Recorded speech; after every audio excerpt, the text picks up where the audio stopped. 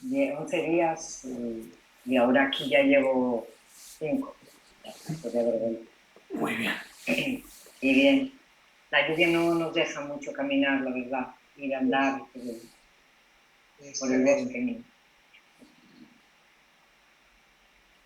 Pero bien, bien. El agua. Pero con paraguas se camina. Sí, eso es verdad también. Es verdad. Y unas buenas botas, ¿verdad?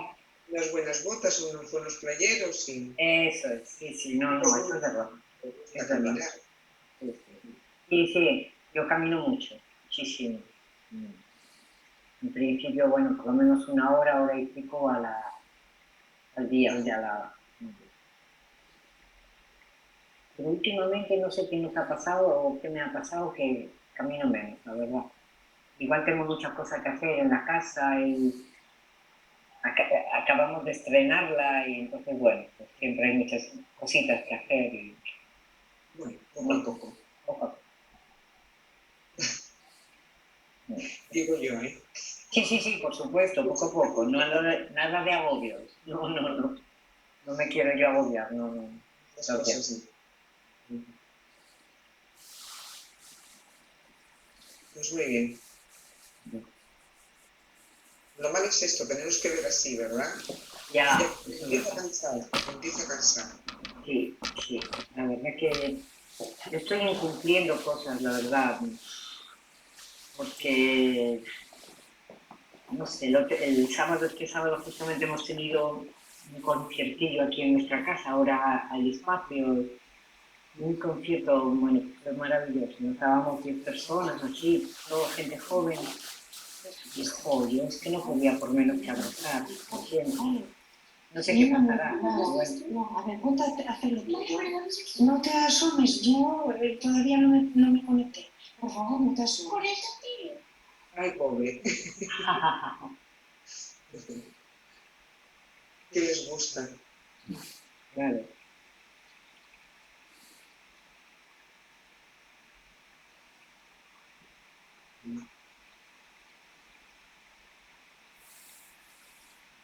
Bueno, pues vamos a comenzar entonces. Y luego ya, pues que si alguien más se va sumando, pues que se sume.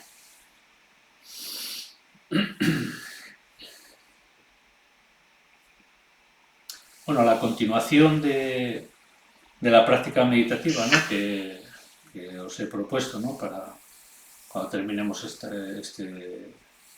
esta etapa, ¿no? En este mes de diciembre,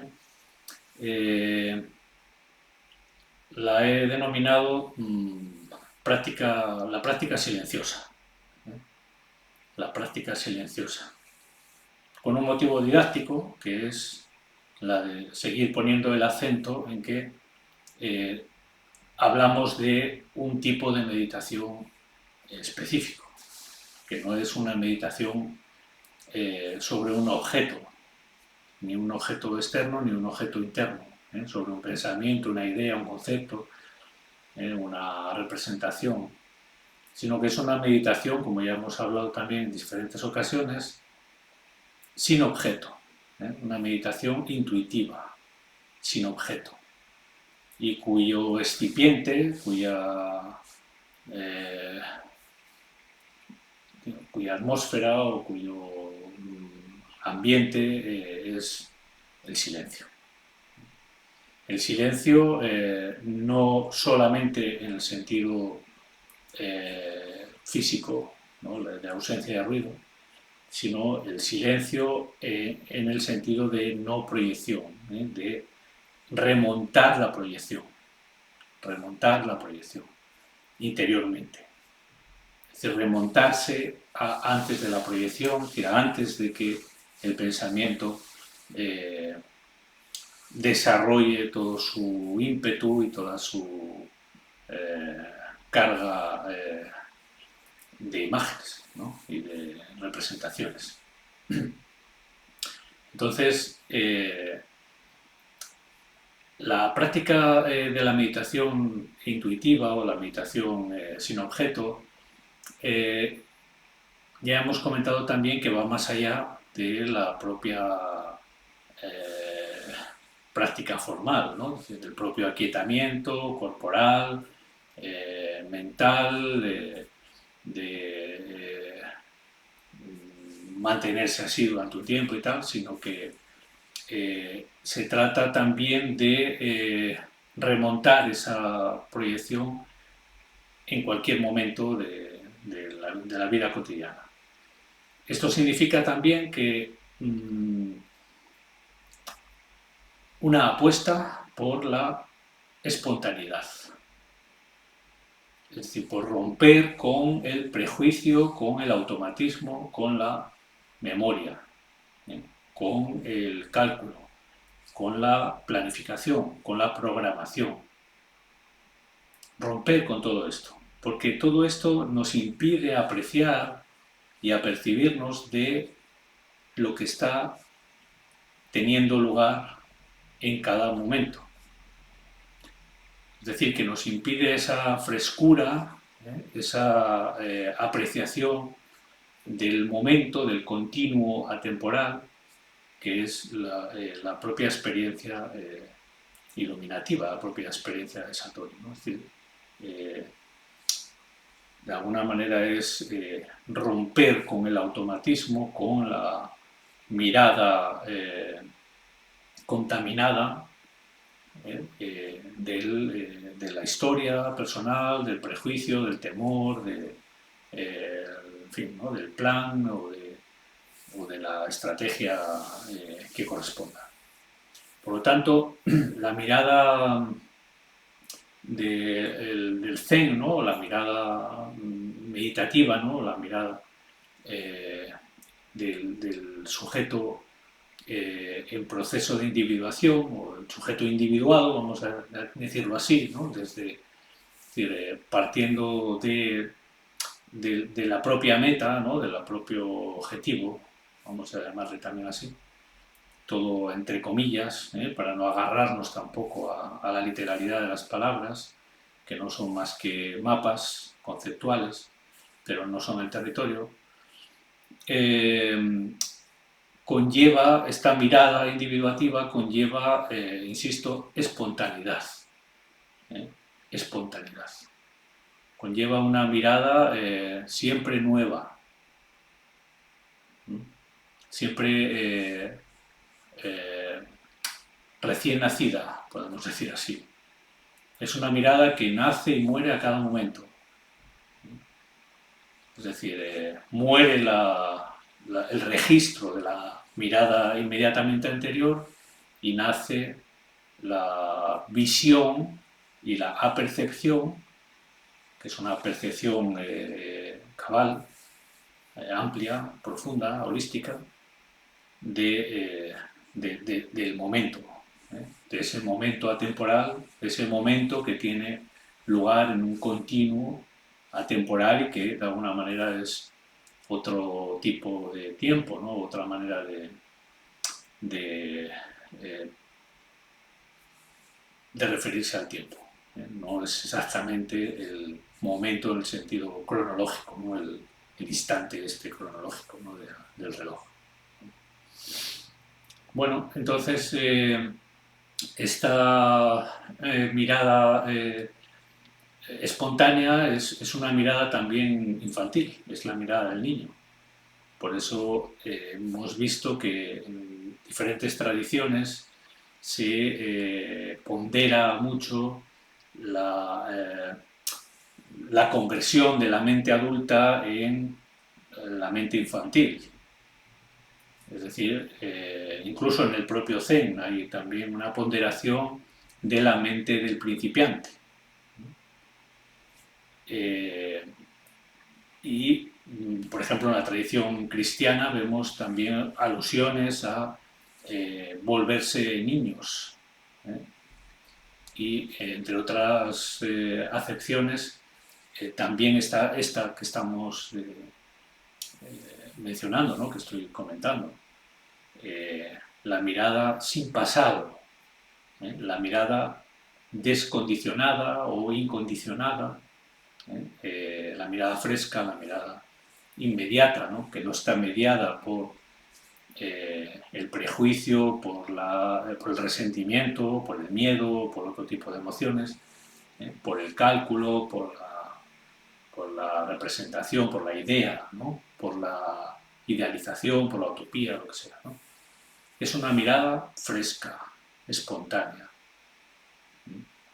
Digamos que el vaciamiento, el autodistanciamiento del que venimos hablando respecto de toda esta carga memorística que condiciona nuestra consciencia, es una liberación para la consciencia, es decir, libera la propia consciencia, la vacía de contenido, de manera que le permite observar. Esto es como si tuviésemos un faro cuyas lentes pues están sucias, y las limpiamos completamente y podemos valernos de esa luz intensa, ¿no? Y ahora limpia, para ver mejor, ¿no? Para tener una visión mejor. Por otra parte, la operación mental para armar o edificar, ¿no? el conocimiento es una mirada en general sesgada. Es sesgada porque tiene en cuenta solamente una porción de realidad, ¿no? Es como si estuviésemos observando una montaña o una piedra desde un determinado lugar, ¿no? Desde una determinada arista, ¿no? Entonces tendríamos una visión parcial, una visión desde un punto de vista. De hecho, la opinión, cualquier opinión, es un punto de vista, ¿no? Pero un punto de vista es un punto de vista. Puede ser un punto de vista interesante, puede ser útil, puede ser necesario, pero es un punto de vista, es decir, no abarca la totalidad del asunto, no lo puede abarcar. Para poder tener un conocimiento absoluto, un conocimiento justo, podemos decir, ¿no? Pleno, necesitaríamos tener una visión plena también, una visión total, holística, ¿no? Completa. Y eso nos permitiría, digamos, poder hacerle justicia a aquello que estamos visitando, ¿no? Con nuestra consciencia o con nuestro aparato cognitivo, ¿no? Como esto es prácticamente imposible, o digamos a efectos prácticos es imposible, ¿no? Solemos aludir, ¿no? A que solamente Dios conoce, ¿no? Digamos, la verdad completa. En el sentido de que una visión, una consciencia mucho más amplia y más abarcante, ¿no? Más o que fuese omniabarcante, podría apreciar y justipreciar cualquier situación, ¿no? Por lo tanto, la verdad o la realidad se nos escapa siempre, en este sentido, es decir, solamente vemos una pequeña, digamos, una parte de la realidad, solamente una parte, y además esa parte que vemos está a su vez en general, ¿no? Salvo, bueno, si se utilizan las matemáticas o el pensamiento científico o, bueno, otra serie de operaciones mentales que tienden a, cuando se hacen adecuadamente, tienden a rebajar, ¿no? Ese sesgo, o a protegerse, ¿no? de ese sesgo, ¿no? Y buscar la mayor objetividad posible.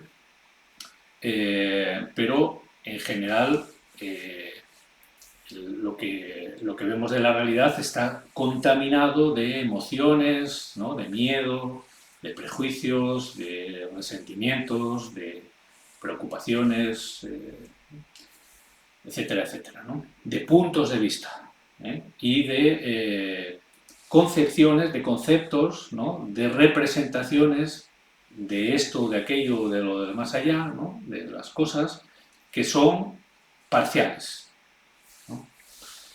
Bueno, esto no es que no pretende ser una, es lo que estoy diciendo, no pretendo con ello hacer una especie de sermón epistemológico, ¿no? Sobre el conocimiento, etcétera, ¿no? Sino simplemente llamar la atención, ¿no?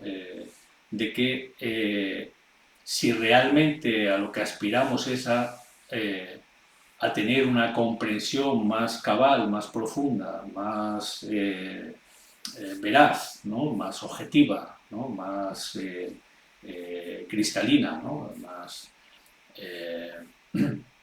digamos, más justa, ¿no? De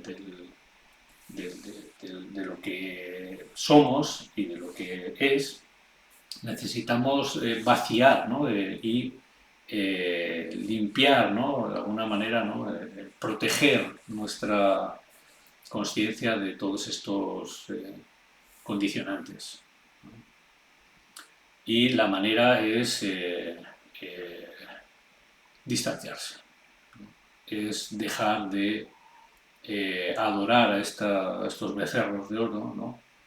A estas imágenes, ¿no? A estos conceptos, ¿no? Que estamos constantemente barajando en nuestro momento a momento, en nuestro día a día, y mediante los cuales pues juzgamos esto como bueno, esto malo, esto adecuado, esto no adecuado, esto bien, esto mal, esto así, esto así. Porque esto nos mantiene en un carrusel, en una rueda de hámster de la que no salimos y que no aporta, no abre la interioridad a un mayor potencial de visión, ¿no? Y de percepción de lo real, ¿no? Y además nos sume, en vez de subsumirnos, ¿no? En la libertad, ¿no? del ser, ¿no? y de sus conexiones con lo vital, con lo vivo, con lo viviente, con la vida, nos ancla o nos sumerge en los pantanos, podríamos decir así, de nuestros complejos, ¿no? Y de nuestras estrecheces mentales, vamos a decir. Entendiendo por tales, pues lo que digo, ¿no? De nuestros temores, nuestras preocupaciones, nuestros complejos, en fin, que cada uno pues tiene los suyos, ¿no?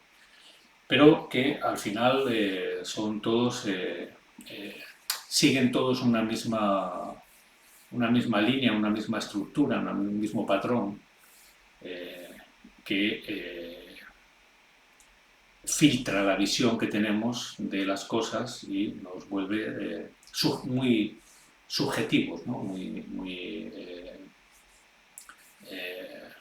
Con una visión pobre, ¿no? y muy sesgada.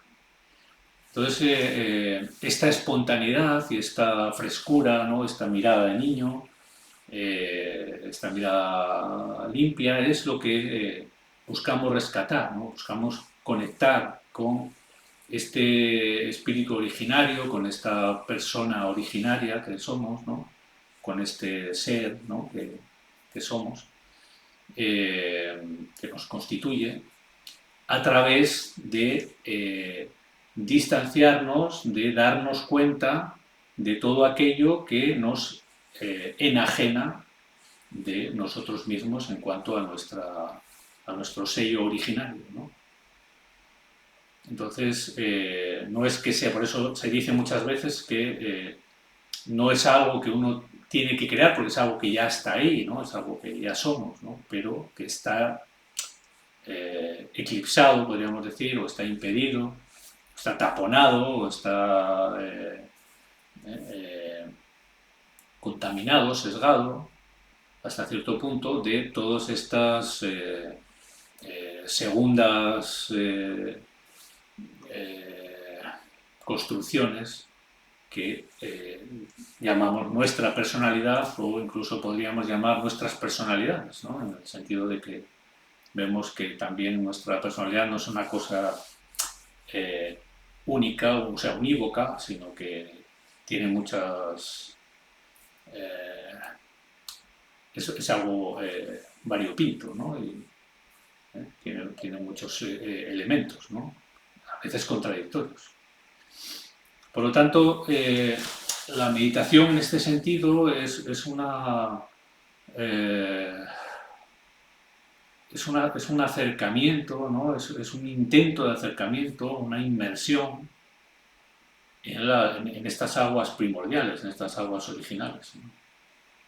En el soy, en el ser, en su propia desnudez, ¿no? Y en su propia simplicidad, ¿no? Sin juicios, sin razonamientos, sin conceptos, sin ideas, sin pretensiones, sin etc., ¿no? Es decir, es dejar eso a un lado y remontar, como he dicho al principio, o tratar de remontar el mecanismo de la proyección, es decir, el pensamiento, ¿no? Que son proyecciones. Entonces, cada vez que inspiro y cada vez que expiro, me remonto a ese silencio anterior a la palabra, es decir, al pensamiento. Y cuando el pensamiento quiere irse a dibujar, ¿no? Lo que sea, ¿no? A pintarnos o a representar lo que sea, sencillamente no lo acompañamos, ¿no? Volvemos ahí, ¿no? a ese anterior a la palabra, a ese anterior al pensamiento.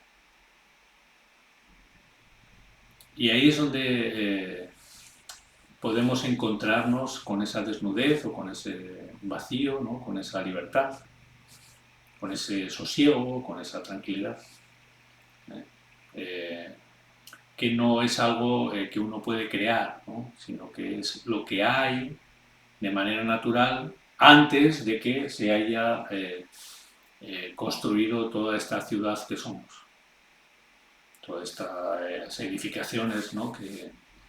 que son nuestra personalidad, ¿no? Como si fuera una gran ciudad, pues con sus monumentos y con sus barrios bajos y con sus horas punta y sus tráficos y etcétera, ¿no? Así que esa es un poco la jugada meditativa. Inspiro, expiro, estoy quieto, estoy atento a mí mismo, estoy consciente de mí, consciente de estar consciente y distanciado del pensamiento porque me doy cuenta que no soy el pensar, que no, el pensar es un proceso que está en gran medida automatizado, que va por su cuenta y que va, digamos, moviéndose y conectando unas ideas con otras a partir de semejanzas o de recuerdos, de emociones que se van conectando y asociando unas con otras, pero que todo eso es, insisto, memoria, son memorias. Y todo eso son condicionamientos que impiden la mirada fresca, la mirada espontánea, la espontaneidad, ¿no? la frescura, ¿no? de observar, ¿no? Y de conectar con lo que hay en cada momento, dentro y fuera de nosotros o en esa totalidad que es dentro y fuera a la vez. Que no hay un dentro y un afuera, ¿no? Esto también es una manera de hablar. Hay una cosa única, ¿no? Pero necesitamos esa visión espontánea, fresca, ¿no? No condicionada, para poder tener una relación con las cosas profunda y colorida, interesante,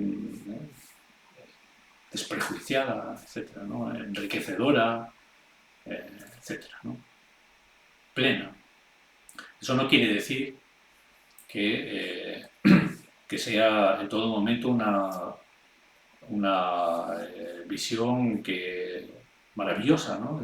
Como una especie de mundo rosáceo, ¿no? Para nada. Sino que la visión conectará a veces con lo gratificante y a veces con lo doloroso, pero en un sentido pleno y fresco, ¿no? No atado, no dependiente, no deudor, ¿no? No acreedor de lo anterior, del pasado. Es decir, es una ruptura, ¿no? Una liberación de lo mecánico, ¿no? De la memoria del pasado, ¿no? Es decir, es ser en cada momento, nacer a cada momento a la realidad para poder entenderla, descifrarla, vivirla y relacionarnos con ella, pero a cada momento. Si esa relación es en un momento, pero luego nos queremos agarrar a lo que fue en otro momento, entonces ya no hay una relación creativa con la realidad, ¿no? Uno vuelve otra vez a, digamos, a soñar, ¿no? A la proyección, a vivir mediante proyecciones. Y bueno, esto es un poco la reflexión, ¿no? que hoy ha salido así. Así que si queréis comentar algo, adelante, y si no, nos ponemos con la práctica meditativa.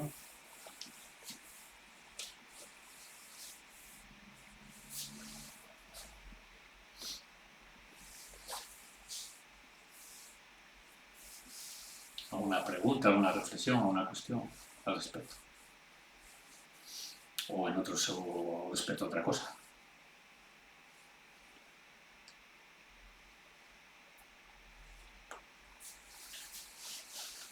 Vale, pues entonces vamos a hacer la práctica. 25 minutos, si os parece bien. Entonces,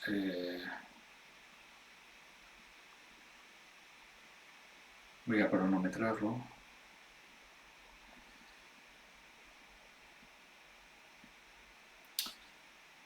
Buscar eso, una posición en la que podáis estar distendidos, relajados, a ser posible con la espalda erguida, pero no rígida.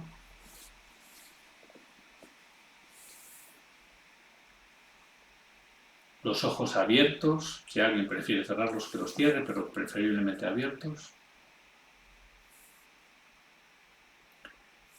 Y realmente no estamos mirando nada, la mirada es hacia nosotros mismos, ¿no? Sentir la corporalidad, sentir vuestro cuerpo, sentir la respiración, sentirla, no pensar en ello.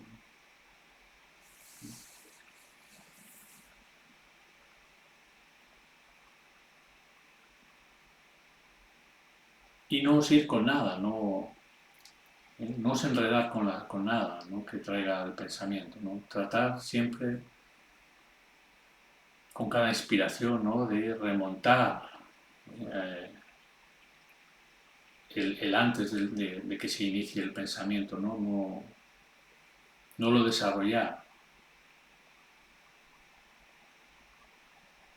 También podéis, el que ha sido por momentos, ¿no? a lo largo de la práctica, que ya estamos en ella, podéis también practicar la sensación de ser, el sentimiento de ser. Sentiros como algo que es. esa sensación de ser sin pensar.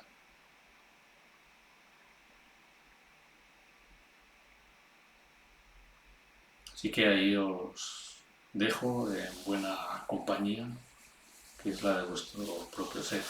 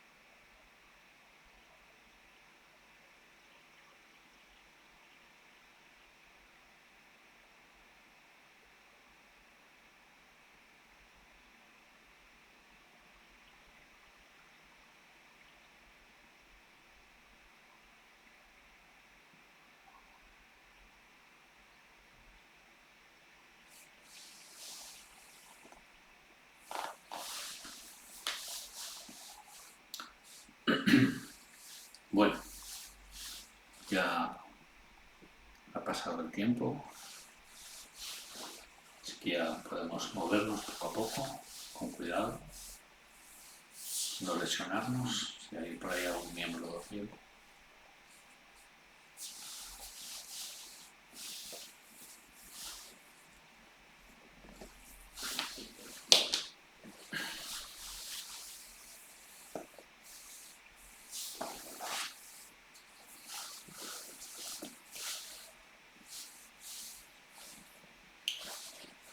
Otra cosa también muy importante en relación a la práctica es la necesidad o la conveniencia de desarrollar una capacidad de sostener la atención mayor, es decir, lo que llamamos normalmente concentración. Concentrar la atención, mantener la atención focalizada en un momento dado, porque a la hora de centrar nuestra atención en nuestra consciencia y en la consciencia de estar conscientes, etc., y en este remontar las proyecciones, etc., esto requiere también disponer de una cierta capacidad de concentración, de atención. Y no todo el mundo parte de una capacidad de concentración muy allá. Es decir, que es relativamente frecuente que enseguida decaiga la atención y se vaya para otra cosa, y luego para otra cosa, y luego para otra cosa, y el mantener el foco atencional en una dirección requiere ejercicio, ejercitarse, igual que cuando cuando hacemos ejercicio físico, pues a lo mejor partimos de una capacidad pulmonar o cardíaca, ¿no? Determinada, ¿no? Más bien baja, y esto va incrementándose la capacidad pulmonar y la capacidad, y el corazón también se agranda, adquiere una mayor capacidad de gestión, de bombeo, etcétera, etcétera, ¿no? Hay toda una serie de procesos fisiológicos, pero que requieren entrenamiento. Entonces, en la práctica meditativa, además de todo esto que he estado hablando antes y otras muchas cosas, que implícitamente tienen lugar, ¿no? A lo largo de la misma, incrementa la capacidad de concentración de una manera más que conveniente, y que luego también nos resulta útil para otras muchas cosas de nuestra vida cotidiana. Pero una de los efectos, de los beneficios, de los resultados, ¿no? que trae consigo la práctica asiduo de la meditación es justamente el incremento de la capacidad de concentración. Y también, a su vez, esto lo comento muy a menudo, pero quiero insistir en ello, el meditar incrementa la capacidad de meditar. Es decir, que cuanto más meditamos, más capacidad de meditación adquirimos.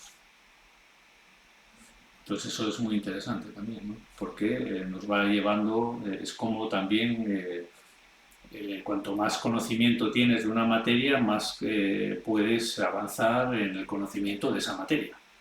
Pero se requiere disponer de un conocimiento, y cuanto más conocimiento tienes, más capacidad para adquirir nuevo conocimiento y profundizar en esa materia. Pues, aquí, en esto, en lo que estamos, pasa exactamente igual.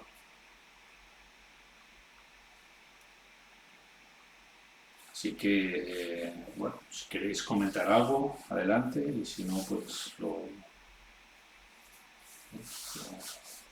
dejaremos aquí por hoy. Es fiesta, además, en España.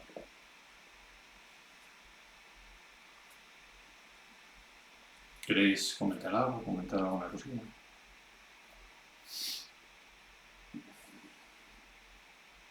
Venga, hermanos.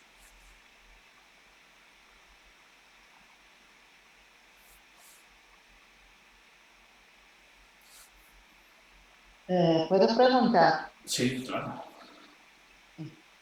Es que yo conozco mucha gente que meditan hace muchísimo tiempo, muchos años, pero siguen que no tienen el equilibrio emocional. ¿El equilibrio? Ellos siempre ¿El están equilibrio? equilibrio emocional, Ah. que siempre están tristes, quejando,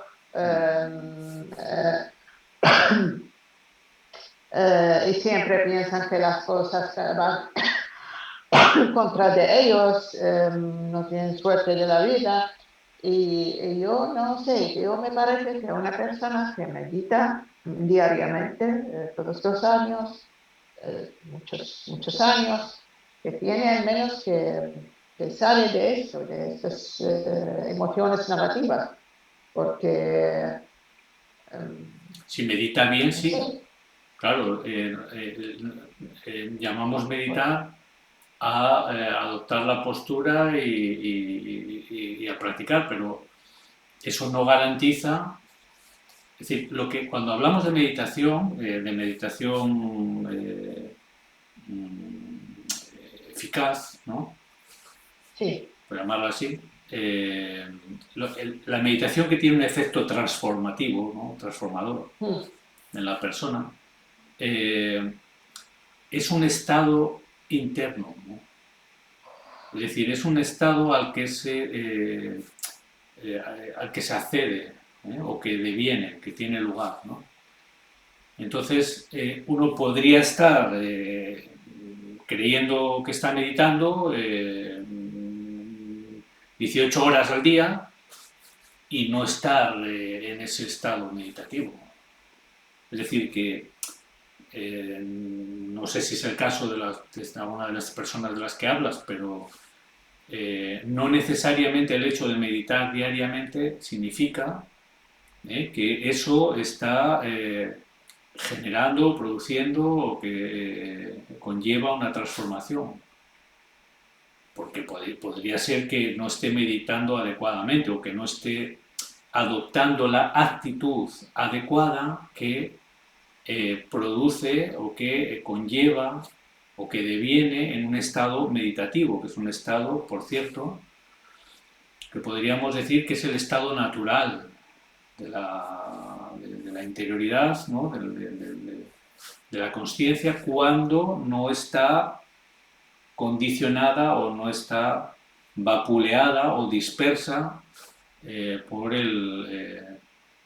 por la corriente del pensamiento, ¿no? De los pensamientos, de lo mental. Es un estado natural. Entonces, habría que ver esas personas en qué están meditando, ¿no? Porque, bueno, podría ser que... Pero si realmente uno está en un estado meditativo, digamos, el estar quejándose o el estar, digamos, hipermelancólico, ¿no? Pues no tiene mucho sentido, porque eso implicaría que estás identificado con esa queja y con esa visión parcial, y por lo tanto no estás distanciado de ella, no estás vaciado, no estás vacío. Por lo tanto no hay estado meditativo ahí. ¿Entiendes? Lo que puede haber es, digamos, bueno, me dedico durante un tiempo al día a rucar de otra manera. A rucar, como decimos coloquialmente, no sé si entiendes la expresión, rucar, ¿no? Rucar es como a comerte la cabeza, a comerte el coco, ¿no? Con lo que sea, ¿no? A darle vueltas a algo. Pero eso no es meditar, ¿no? Meditar es otra cosa, meditar es un silencio, es un vaciamiento, es un distanciamiento, ¿no? Es reposar digamos, estar con lo originario, ¿no? con tu ser originario, ¿no? Antes de todo este tinglao que luego nos hemos montado. Entonces, claro, eso no es compatible No sé, la con verdad. la queja. ¿Me entiendes? No es compatible Yo, con la queja. bueno, porque, bueno, ellos también, uno de ellos está en Siria en unas situaciones que son muy duras, pero bueno, Da igual. una persona que medita igual, que puede estar en una Sí, pero bueno, a situación, ver, eso no quiere decir, pero eso no quiere con, decir que uno no fuerte, se lamente o no se queje de algo. Eso es sí, compatible. Pero una cosa es quejarse de algo y otra cosa es estar quejarse todo el día quejándose de algo. y de sentir víctimas siempre, Eso, ¿no? Digamos, eso sí. es lo que lo noto, víctimas de la situación. Bueno, la situación, Eh, cualquiera puede estar en una situación. ya he comentado, por ejemplo, Víctor Frank, cuando habla en su enfoque logoterapéutico, ¿no? Y existencialista, ¿no? Cuando habla del autodistanciamiento y de la autotrascendencia, está hablando de algo que él ha vivido en campos de concentración, es decir, en estados muy jodidos, ¿no? Y muy difíciles, Sí, muy límite, ¿no? Por lo tanto, no, esa capacidad te puede permitir mantener una cierta distancia, pero hay que ejercitarla, ¿no? Eso no es querer, eh, una cosa es que uno lo entienda y otra cosa es que pueda hacerlo, ¿no? Es como si dijéramos, sí, a mí me entiendo y me gustaría distanciarme de esto y otra cosa es que pueda hacerlo, ¿no? Que tenga la capacidad de hacerlo. Igual que la capacidad para concentrarme, ¿no? Por poner un ejemplo muy simple, si una persona, vamos a suponer, por poner un ejemplo, alguien se pone a rezar el Padre Nuestro, que no es tan largo, no sé si os acordáis de él, pero vamos, no es muy largo. ¿eh? Si alguien se pone a rezar el Padre Nuestro, desde el principio hasta el fin, estoy seguro que la mayor parte de la gente se pierde varias veces. Empieza y se pierde, vuelve otra vez, tendrá que empezar otra vez, o no sabe por dónde va, o vuelve otra vez y no sabe cuándo acaba. sí, Es decir, y es una cosa relativamente corta, es decir, y bastante automatizada. Es decir, que empezar eso, el Padre Nuestro, hasta el final mentalmente, manteniendo la atención, eso no todo el mundo puede hacerlo. sí, Se es requiere verdad. un entrenamiento o una capacidad para sostener. Por eso lo trataba de decir con el tema de la concentración. Entonces, claro, para hacer una indagación profunda, para adentrarte ¿no? en ciertos estados, etcétera, ¿no? Necesitas disponer de una capacidad que solamente el entrenamiento, el ejercicio te lo aporta. La sadhana, la práctica, ¿no? Por eso, cuanto más se medite, pues más capacidad se adquiere, se desarrolla. Pero meditar, no es simplemente, no es una cosa mecánica, ¿no? Lo mecánico no es meditación. Es decir, el hecho de sentarse o el hecho de hacer algo rutinariamente o mecánicamente, eso no sirve para mucho. No voy a decir que para nada, pero para mucho no. Es decir, tiene que ser algo no mecánico, algo no rutinario, ¿no? Como he tratado de decir al principio. Esa es una mirada y una atención, una conciencia que nace y muere en cada momento. Pero si muere, tiene que nacer otra vez. Si no, y morir otra vez para volver a nacer otra vez. Si tiene que renovarse, por así decir, constantemente, igual que se renueva la respiración. Es decir, si tú te quedas en la última respiración, pues ya te mueres, ¿no? Necesitas renovar otra vez, ¿no? Inspirar, expirar. En cada expiración hay una muerte. Y en cada inspiración hay una resurrección, podemos decir así, ¿no? Un volver a la vida. Y entonces, en esto se fundamenta el que tú continúes con vida. Entonces, desde el punto de vista de ese vaciamiento, de esa conciencia, de esa liberación o de esa visión más plena, más objetiva, más limpia, más clara, más diáfana, se requiere lo mismo, que uno se desprenda constantemente de sus posiciones, de sus condicionamientos, de sus memorias, de sus prejuicios, etcétera, etcétera, ¿no? De sus quejas, de sus presupuestos, por así decirlo, ¿no? De sus ideas. Hay que aparcarlo todo, ¿no? Y reeditarse constantemente, ¿no? Pero eso no es algo, parece, dicho así, parece que tienes que hacer un curro ahí del carajo, ¿no? No es algo que implique un esfuerzo, ¿no? Sino es algo en lo que tiene que encontrarse y producirse de manera espontánea, donde es una cosa espontánea. Es una cualidad que tenemos ya, pero que tenemos que liberarla de aquello que impide que se ejecute, que funcione de manera natural, ¿no? Pero tenemos esa capacidad, nuestro ser es así, pero todo eso se viene a la porra con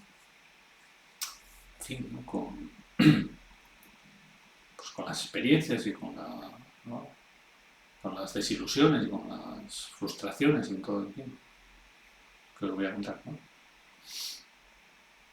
Manuel, Sí. yo quería preguntarte, ¿qué opinas tú de esas meditaciones guiadas? Porque hoy, esta fin de semana, he estado con una amiga que ella me dice que hace meditación, se pone los cascos, una meditación guiada. No sé, quería preguntarte qué piensas tú, qué opinas. Desde mi punto de vista, para lo que estamos hablando no sirve. Puede servir pues, para relajarse o para estar un rato consolado o entretenido, lo que quieras, ¿no? Sí, eso para relajarse o para fortalecerse o para recepcionar sugestiones positivas, ¿no? que te animen, que te motiven, en fin, desde un punto de vista psicológico puede servir. Desde un punto de vista más existencial, más en lo espiritual, más en la transformación, ¿no? en la metanoia, desde mi punto de vista, o al menos no es de lo que estamos hablando, ¿no? La meditación, insisto, es un estado, ¿no? Digamos, al que se accede y es un estado silencioso. Entonces, claro, un estado silencioso con alguien que está ahí contándote no sé qué película, pues no, o tú mismo que estés ahí diciéndote no sé qué, pues no, ¿sabes? O escuchando música celestial o infernal, no sé, lo que sea, como te guste, pues no es que esté mal, como que no. Puede estar bien, pero es otra cosa. Pero es otra cosa, otra cosa. La meditación intuitiva o la meditación sin objeto, ¿no? La meditación transobjetiva, también la denomina Lassalle, denomina Lassalle, ¿no? Transobjetiva, es decir, que va más allá del objeto, es una meditación, digamos, especial, es decir, que lo que busca es crear un estado de no ruido, de silencio, de no proyección, donde haya un encuentro del ser consigo mismo, por así decirlo, de la persona consigo misma, ¿no? Con su fundamento. De manera silenciosa. Perdón, hay mucha gente que debe hacerlo. Meditación guiada, por lo que yo estoy viendo, o gente que conozco, que me comenta. Sí. Mucha gente la hace. Sí. Yo la verdad probé una vez, pero no me siento a gusto, no. Me lleva a otro sitio, entonces claro, no. Que depende un poco eso, ¿no? de qué uno busca, en fin, ¿no? Y luego estas cosas, pues conviene que alguien te guíe, ¿no? Que alguien te guíe en el sentido, ¿no? Que tener alguien que te explique un poco, ¿no? Qué es lo que vas a hacer y por qué, y para qué y cómo, ¿no? O sea, un maestro. Así. Porque si no, bueno, pues eso, ¿no? Puede caer un poco a veces en la trivialidad, ¿no? Ahora, ya te digo, ¿no? Bueno, pues para conseguir un cierto estado de confianza, de tranquilidad, no sé, de aprendizaje, de motivación, de tal, ¿no? Bueno, pues puede estar bien, ¿no? Puede ayudar.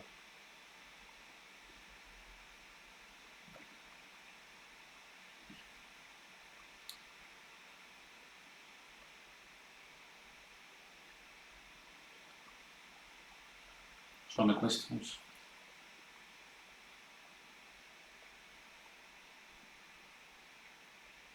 Manuel, Sí.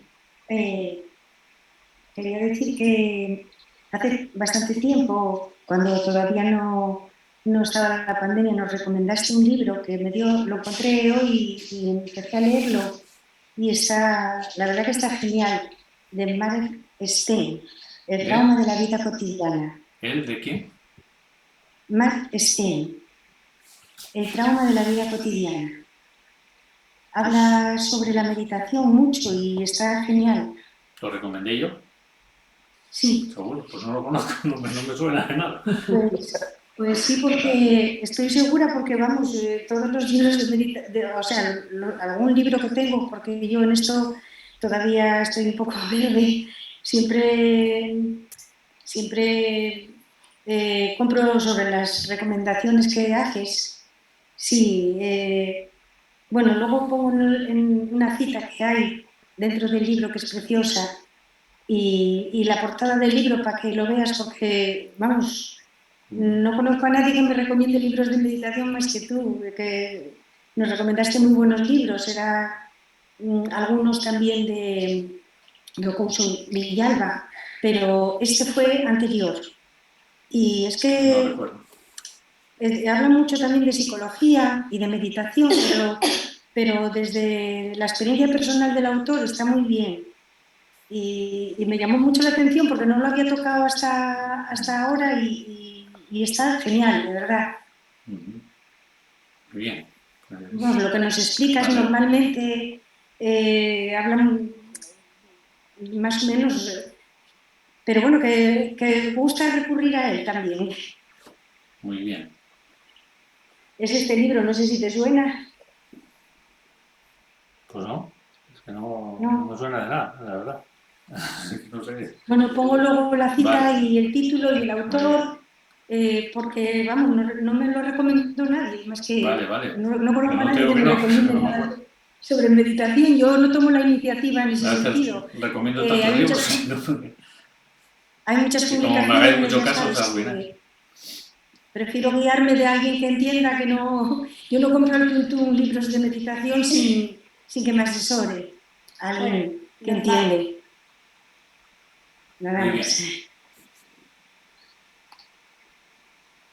Ahora, sobre todo eso, ¿no? En el punto que estamos, lo importante es practicar, ¿no?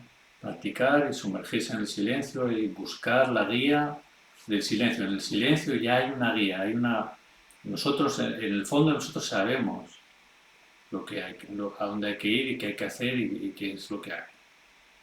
Entonces hay que confiar, ¿no? Y confiarse. Pero hay que, digamos, salir de la otra jungla, ¿no? Para poder entrar en esa otra cuestión, en la meditación propiamente dicha.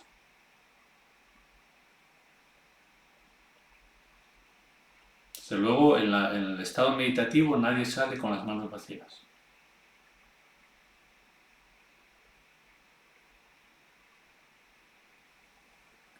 Bueno, pues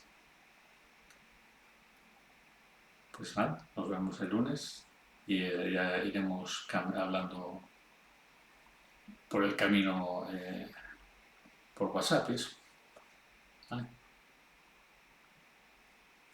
Hala.